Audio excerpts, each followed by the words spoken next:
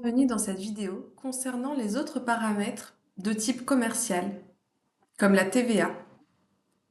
Toujours dans le menu Paramètres à gauche, on va cliquer sur Taxe sur la valeur ajoutée. Par défaut, vous allez pouvoir retrouver ici les différents types de TVA. Vous pouvez en ajouter en cliquant sur le plus ici. Par exemple, une TVA à 0%.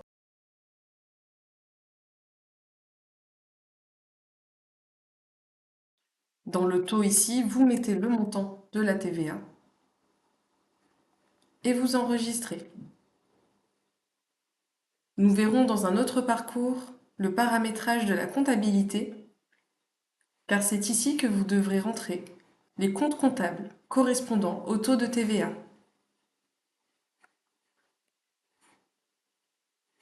Vous avez donc bien ici tous les taux de TVA paramétrés pour l'ERP et pour les différents documents commerciaux. Retournons dans le menu Paramètres. Vous allez aussi pouvoir ajouter des conditions de règlement. Ces conditions de règlement pourront être sélectionnées dans vos documents commerciaux. Ils permettront aussi d'activer la relance des factures. Vous pouvez cliquer sur le plus si vous ne trouvez pas dans la liste une condition correspondant à votre entreprise. Et ensuite, vous créez votre condition.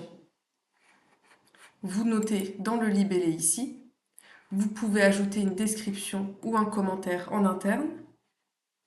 Et ici, vous allez pouvoir le paramétrer. Donc à compter de réception de la facture, de la commande ou de la livraison, un nombre de jours à compter de la réception, et vous pouvez cocher aussi fin de mois.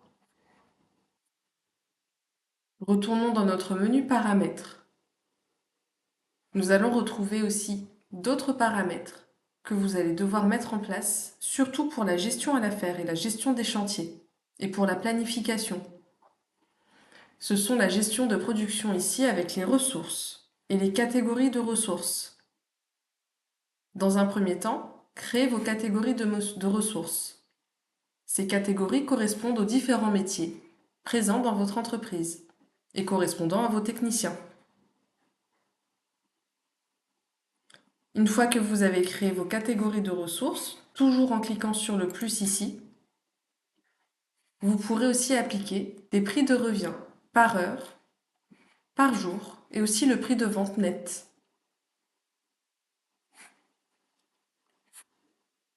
Une fois vos catégories de ressources créées, vous pouvez ensuite créer vos ressources qui sont liées directement à vos salariés. Il faut donc avoir au préalable créé vos salariés. Vous pouvez appliquer donc une ressource à chacun de vos salariés. Dans le nom, vous sélectionnez votre salarié concerné. Donc par exemple, Malik Alaoui. Vous lui donnez un horaire donc, qui correspond aux paramètres précédents. Donc par exemple, technicien 8 heures. Vous pouvez lui mettre un prix à l'heure, en particulier, qui se réfère en général à son contrat de travail. La date de départ et la date de fin correspondent au moment où votre salarié est rattaché à cette ressource. Vous pouvez ensuite lui ajouter des catégories de ressources. Un salarié peut avoir plusieurs catégories.